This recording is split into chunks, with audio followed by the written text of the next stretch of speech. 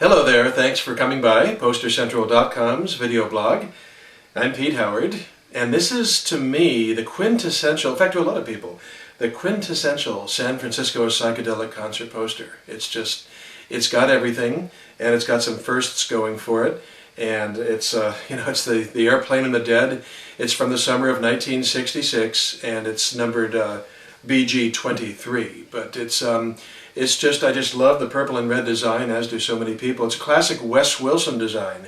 And again, Wes designed 54 of the first 60 Bill Graham concert posters. So he was the total in-house poster artist, and he really knocked it out for this one. And one of the reasons it has such a strong visual impression is that it's the first Bill Graham concert poster to use photographs, or even a photograph, of the bands appearing in concert. And here, of course, you have the Airplane on top and the Dead down below. And it's a very well-known image, but this is a beautiful mint first printing copy. And it's interesting because there's this poster has two different, the original before concert first printings have two different shades of blue, violet or purple, if you will. This is pretty purple, but if you have one of these and it's got all the other signs, but the purple doesn't look like this one, it could still be a first printing from before the show, which are more desirable than after prints. And what's a couple things cracked me up about this poster. The photography was done by Herb Green, and so Herb got a real nice credit right there. Grateful Dead photo by Herb Green. So was the Airplane one, I believe. But what about the artist, Wes Wilson? His credit is so vague on these first printings.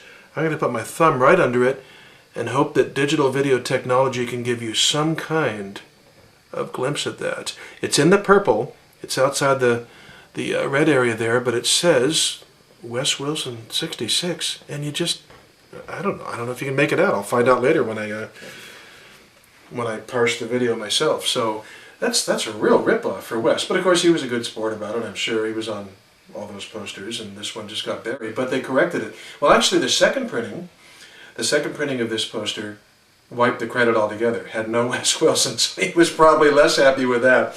But finally, for the third printing, again way after the show, his name was reinstated in that same place, but against a background, and the poster has a gloss to it and stuff where it's much more visible. So, but it's, that doesn't take away from the fact that it's just a fantastic poster. It's, this might be the one if you wanted one SF Classic 60s concert poster on your wall.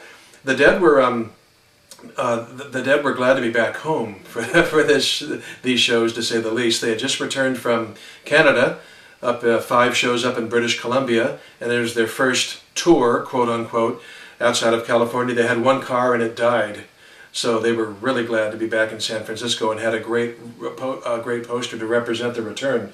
Now what's interesting is I've talked about first, second, and third printings and so forth. How about just pure illegitimate bootlegs? Well, there's one of those, and I have it right here. So this is, essentially supposed to be theoretically worthless, just a bootleg. But look how close it comes.